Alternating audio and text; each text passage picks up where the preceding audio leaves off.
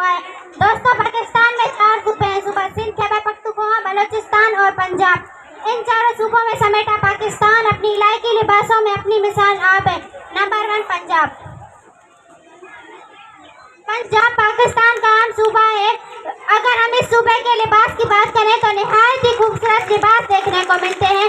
गांव में मर्द हजरात धोती और कुर्ता पहनते हैं और सर पर पगड़ी बांधते हैं, जबकि खवातीन सलवार कमीज और दुपट्टा ओढ़ती हैं और पंजाबी जूता, जिसे गुस्सा भी कहते हैं, लोग वो पहनते हैं और खवातीन बालों में परांदा बांधती हैं। नंबर 2 खैबर पख्तूनख्वा।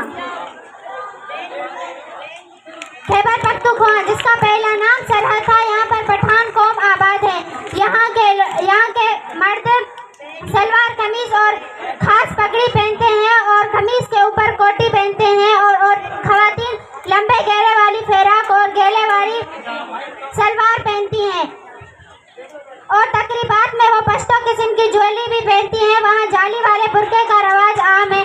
नंबर 3 बलोचिस्तान।